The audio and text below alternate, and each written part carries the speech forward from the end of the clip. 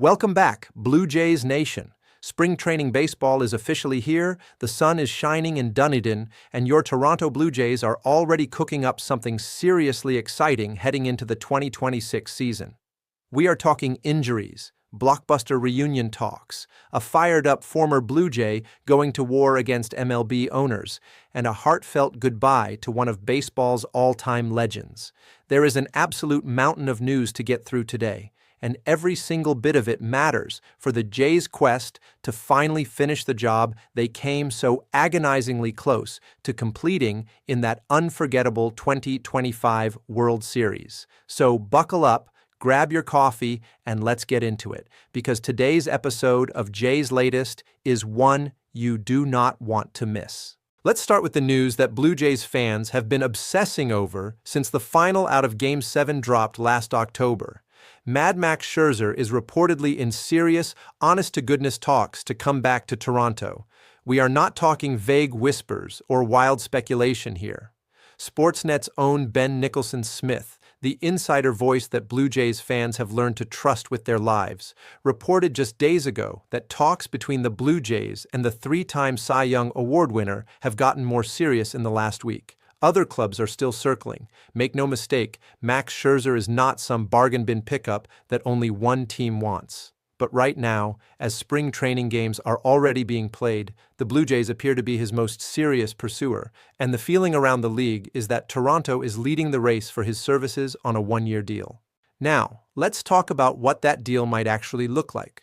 Last season, Scherzer signed for $15.5 million. That number is almost certainly not coming back. The man put up a 5.19 ERA in 17 regular season starts while dealing with right thumb inflammation and spending time on the injured list. Father Time does not stop for anyone, not even Mad Max. Contract tracking sites have him penciled in somewhere around $8 million for a one-year deal, and honestly, that is a price the Blue Jays should be sprinting to the table to sign. Because here is the thing, and this is a point that cannot be made strongly enough, the regular season numbers only tell half the story. When October arrived and the lights got impossibly bright, Max Scherzer showed exactly why he is a future Hall of Famer.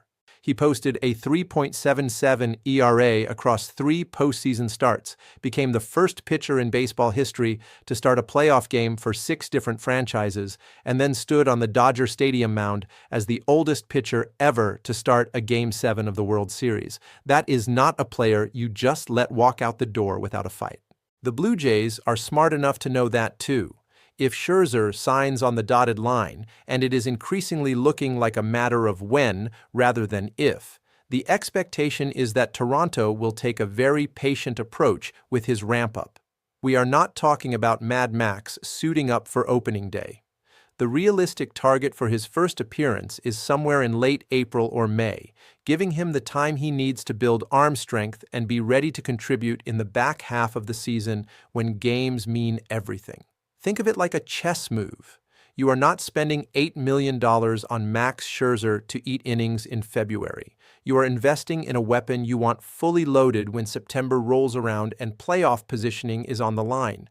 And beyond the pure baseball value, there is something even more important at play here. Max Scherzer walking into that clubhouse every single day is worth its weight in gold when you think about the young arms the Blue Jays have developing right now. Cody Ponce is back from South Korea, returning to Major League Baseball with something to prove. Trey Yesavage, the crown jewel of the organization's pitching future, has only 8 Major League starts to his name and is learning on the job at the highest level. Having a 3-time Cy Young winner sitting next to those guys in the dugout, telling them how to attack hitters, how to prepare mentally, how to handle big moments when the whole season is on the line. That mentorship is priceless. You simply cannot put a dollar value on what that presence does for a young pitching staff trying to take the next step. Get the deal done, get Mad Max in a Blue Jays uniform, and let the mentorship machine run. Now, as exciting as the Scherzer reunion news is, the Blue Jays are also dealing with some genuine injury concerns that make this whole situation feel even more urgent. Shane Bieber is officially going to begin the season on the injured list. The good news is that the reports suggest he is feeling well and progressing, but he is simply not going to be ready for opening day, and there is no point in rushing him. Bieber is too good, too important, and too expensive to risk by pushing him out there before his body is completely right. The Blue Jays will be smart about this, and when he finally does take the mound in 2026, he is going to be a massive addition to a rotation that already looks formidable on paper. But the Bieber news is not the only injury headache in the pitching staff. Jimmy Garcia is also going to be significantly behind schedule to start the year, and this one stings a little more because of how freakishly dominant Garcia has been at his best in a Blue Jays uniform. At the tail end of last season, he had cleanup surgery on his pitching elbow to deal with some loose body and scar tissue, which is the kind of procedure that sounds routine, but absolutely requires a full and proper recovery timeline. When Jimmy Garcia is locked in and dealing, he is essentially unhittable. The Blue Jays bullpen built around Garcia, Yimmy coming back to form, Farland Rogers, and Griffin Hoffman at the back end is one of the most dangerous late-inning units in all of baseball. Getting Garcia back healthy and firing at his best level is not just a nice-to-have, it is critical to the Blue Jays' World Series aspirations. So when you zoom out and look at the full picture of the rotation situation, the Max Scherzer reunion goes from being a nice story to being something that feels downright necessary. You have Kevin Gausman, Dylan Cease, Jose Berrios, Trey Yesavage, and Cody Ponce as your core group ready to go.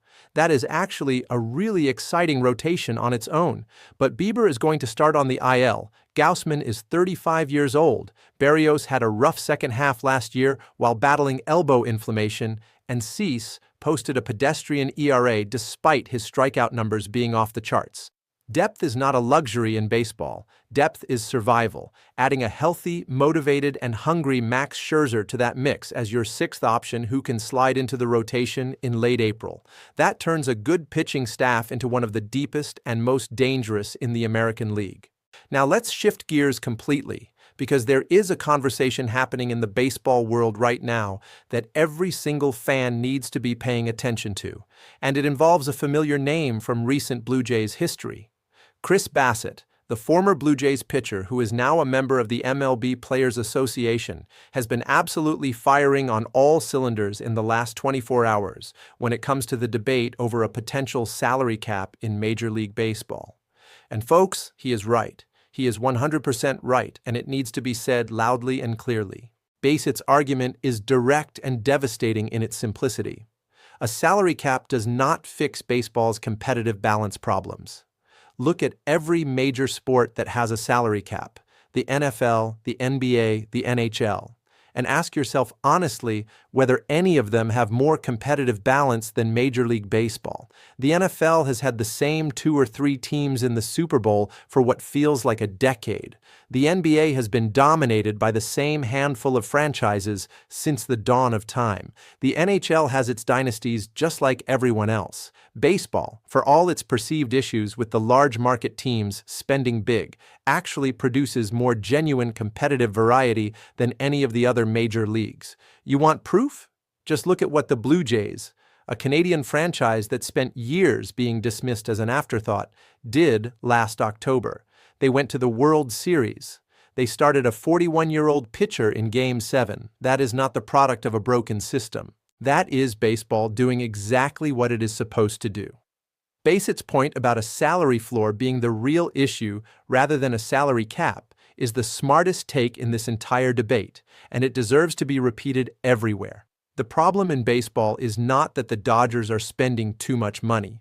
The problem is that certain ownership groups at the bottom of the league are pocketing revenue-sharing money instead of investing it in their rosters. If you want to fix competitive balance, force the teams at the bottom to spend. Do not punish the teams at the top for doing their jobs. Taking money away from players to redistribute it to owners who may not even reinvest it in their teams is not a solution. It is a scam dressed up as reform. Chris Bassitt knows it, the players know it, and the fans, if they are paying attention, know it too. This debate matters enormously for the future of the sport because the current collective bargaining agreement is going to expire and the next labor negotiation could get very ugly very quickly. A work stoppage is not something anyone wants to think about while we are in the glow of spring training and fresh baseball. But the cracks are there, and they are widening. Enjoy 2026, Toronto.